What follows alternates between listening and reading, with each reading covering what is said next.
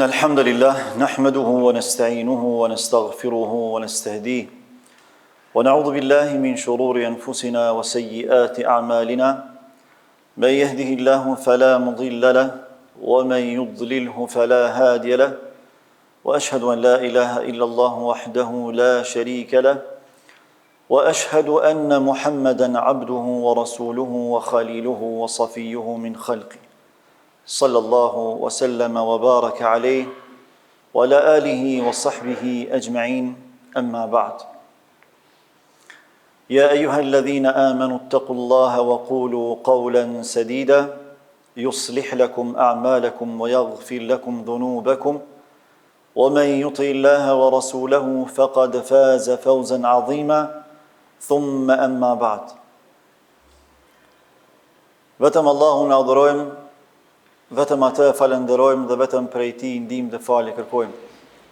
Salavatet, selamet dhe përshëndetjet më të përzemërta dhe më të sinqerta çdo herë dhe pa ndërprerje, më të dashurit të Zotit ja dërgojmë Muhammedit alayhi salatu wassalam, familjes së tij, shokëve të tij dhe gjithë pasuesve të traditës së tij deri në ditën kur nuk do të ekzistojë më kjo gjësi.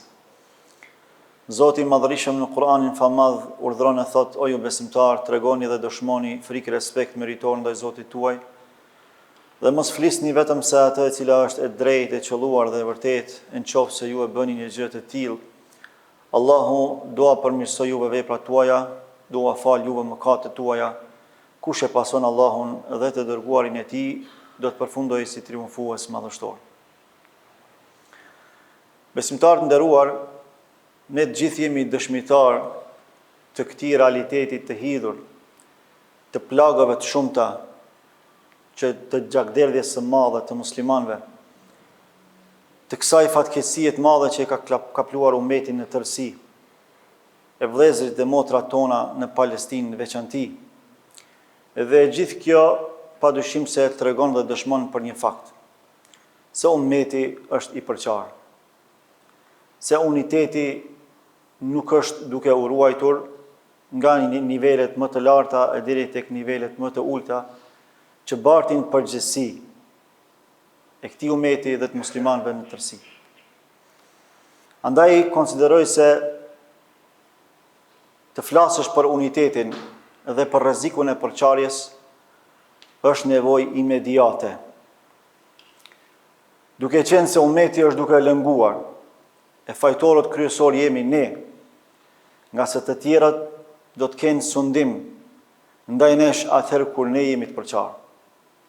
Të tjerat do të jenë më të fuqishëm se sa ne atëherë kur ne jemi të përqarë mes vete. Atëherë kur ne shigjetat i drejtojmë drejt njëri tjetrit, muslimani ndaj muslimanit, muslimania ndaj muslimanes. Vetëm në këto raste të tjerat do të kenë sundim dhe fuqi mbi ne. Dhe kjo tregon për faktin se muslimanët fatkeqësisht nuk janë duke u kapur pas litarit të Allahut ashtu siç Allahu urdhron. Allahu në surën Ali Imran çfarë thot? Wa'tasimu bihablillahi jami'a wa la tafarraqu.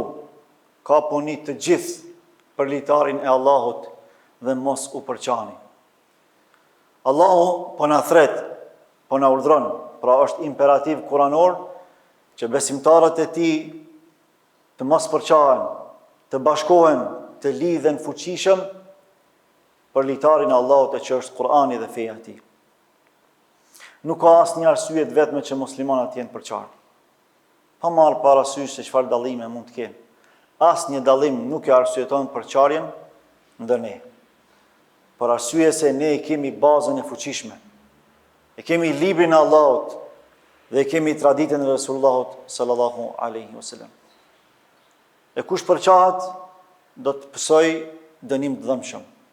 Wala takunu kalladhina tafarraqu wakhtalafu min ba'di ma ja'ahumul bayyinat wa ulaika lahum 'adhabun 'adhim. Allahu thot në Kur'an, e mos u përçani sikur se ata që u përçan para jush. Pasi që u erdhi argumenti i Allahut dhe askush përgjatë historisë njerëzimit nuk ka pranuar argument më të fuqishëm se sa ummeti Muhammed Mustafas sallallahu alaihi wasallam, e që ky argument është libri i Allahut, Kur'ani. por nuk ka asnjë nevojë dhe nuk ka asnjë element që do ta legjitimonte dhe do ta arsyetonte përçarjen mes nesh.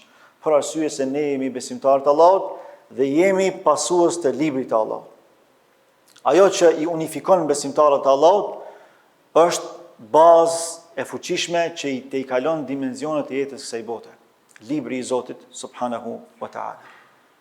Nëse ne përçahemi, Allahu tregon qartazi dhe prerazi se çfarë do të ndodhë. Wala tanaza'u fatafshalu wa tadhhab rihukum. E mos u ngatroni mes vete, mos u përçani mes vete, se kur të përçani, çfarë do të ndodhë? Do të dështoni. E kur të dështoni, do të dobësoheni. Do ta humbni fuqinë tuaj. Dhe kjo realisht është duke ndodhur në umetin islam. Mbi 2 miliard musliman.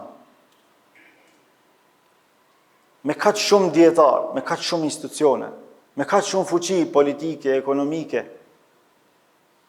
nuk po kemi mundësi që të ballafaqohemi me disa agresorë që vetëm me pshtym do t'i mundin muslimanët. E jo më me diçka tjetër. Por problemi është tek keqkuptimi i fjalëve të Allahut, anashkalimi i tyre. Problemi është që janë smur zemrat. Gjithmonë ka përjashtime, kuptohet, por po e trajtojmë problemin në tërësi.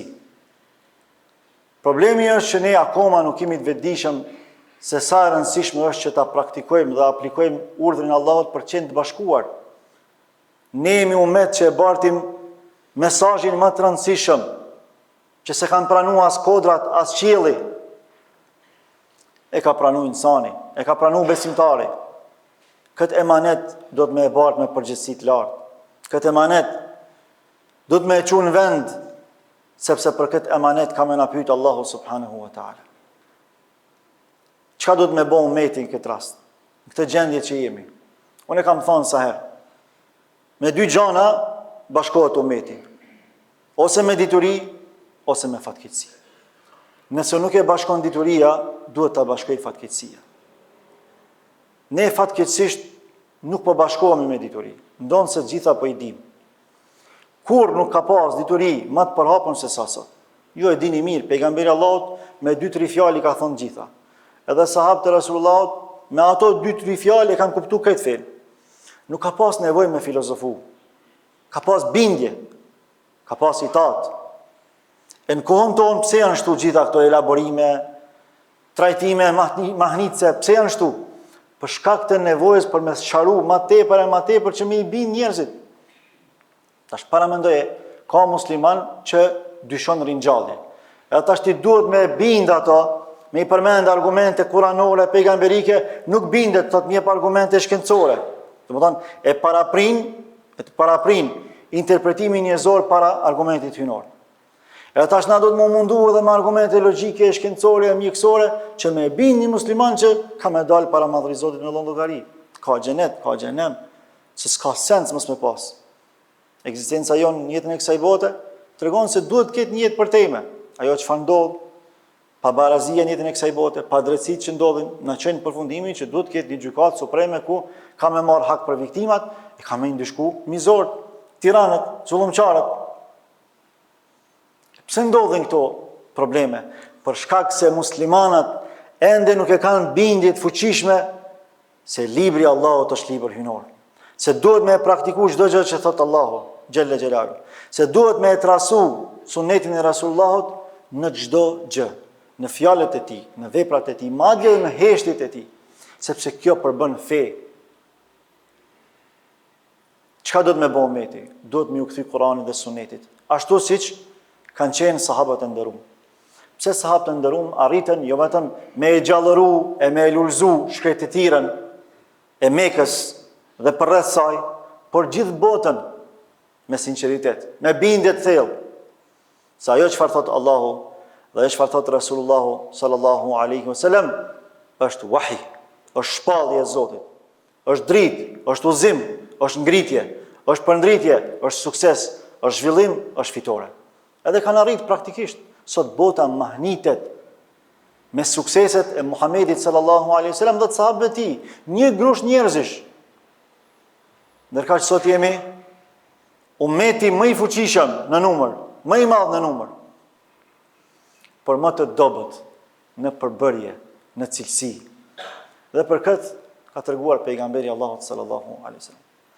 Thot, do të vijë dita, o sahabët e mi, kur armiqt tuaj do t'ju vërsulen juve sikurse e gërsirat që i vërsulen pjatës apo ushqimit tyre, gjahut tyre.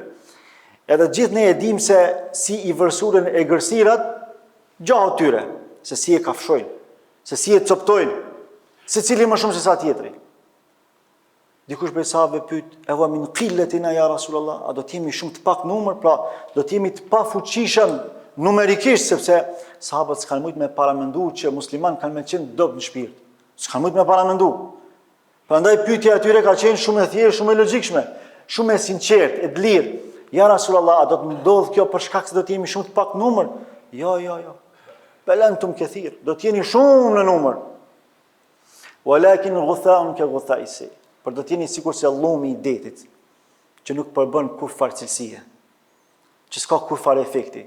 Ka dukje, ka ekzistencë fizike, por shpirtnisht, intelektualisht, s'do të ketë kur fare fuqie, kur fare ndikimi. E tash po e sqaron pejgamberi Allahut dhe po e jep arsyen kryesore pse ndodh kjo. Thot kjo ndodh për shkak se do t'i kaploj wehni. I than, çfarë është wehni ja Rasulullah? Tha, wehni është hubbu dunya wa karahiyetul maut. Me dash dynjan më shumë se sa që duhet me dash, edhe me urry vdekjen. Pra, kur muslimani i ndryshon konceptet jetësore, edhe mjetin e trajton për qëllim, dynjan e trajton për qëllim, ahiretin e harron krejt, nëse jo gojarisht, praktikisht. Edhe bëhet aq i lidhur me kënaqësitë e jetës kësaj bote, sa që dëshiron me jetu përjetësisht në këtë botë. Prandaj sot ka musliman që ne bëm ja përmend vdekjen, s'vjen as në xhami. Na tranove be hoç, vdekja. As ka mirësi më të madhe sa me ta përkujtu vdekjen. Eksiru min dhikri hadimil ladhat. Vdekja të orienton, përkujtimi i vdekjes të kthen në realitet. Thot pejgamberi Allahut, përmend, shpeshton e përmendjen e vdekjes. Edhe e quan shkatruesin e kënaqësive të rrejshme, shkatruesin e iluzioneve të njeriut, kur fillon njeriu dhe futet mendime në iluzione, do ta bëj këtë, do ta bëj atë, ku ti bëj kaq pare, ku ta bëj këtë familje, kështu, ajo, karriera, harron që ka me dek një ditë edhe harron që ka përgjegjësi para Zotit, ka përgjegjësi para prindve, ka përgjegjësi para shoqënisë, kështu me radhë, edhe fillon edhe mishërohet me dynjan. Edhe e urren vdekjen. S'do me vdek, do me jetu gjithmonë dynjan. E pejgamberi Allah thotë, kjo do t'ju ndodhi juve atëherë kur ju do ta doni aq shumë dynjan, edhe do ta urrejni tepër vdekjen. Edhe kjo realisht është duke ndodhur sot në ummet. Çfarë do që të thonë shtetet islame, liderët islam, barë institucioneve përgjithësive të përgjithshme islame, të ummetit, qofshin përgjithësi lokale apo qendrore, vallahi me marr, me analizu, rezultati del ky. Ose ka ndonjë pengesë të dashurisë së skajshme për dynjan, ose të frikës nga vdekja. S'ka tjetër.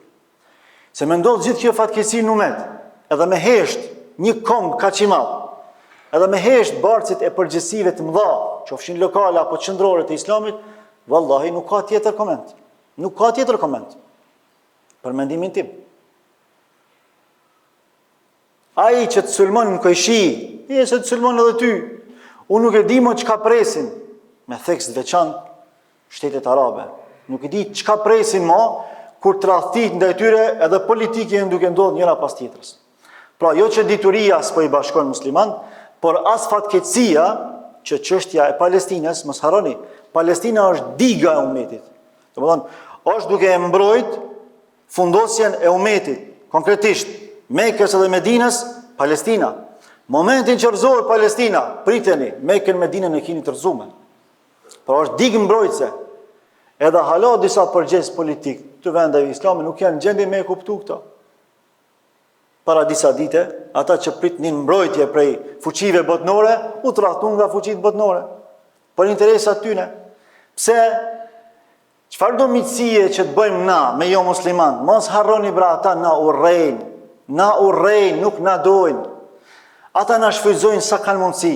Momentin që mos kanë interes me na shfrytëzu, na hudhin sikur se leckën. Edhe s'po kanë mundësi me e kuptu këta musliman. Edhe krejt që gjetat, por orientojmë mes vete, subhanallah.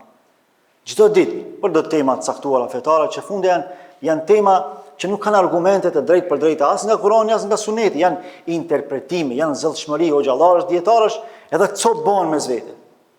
Paramendoj në muajin e Meuludit, muajin e lindjes së Muhammed Mustafas sallallahu alaihi wasallam, në vend se me e përkujtu Muhammed Mustafa, në vend se me u bashku mes vete musliman, përçan musliman për 2-3 mesele shumë thjeshta, po kupton që s'ka nevojë më përçan kaq tepër.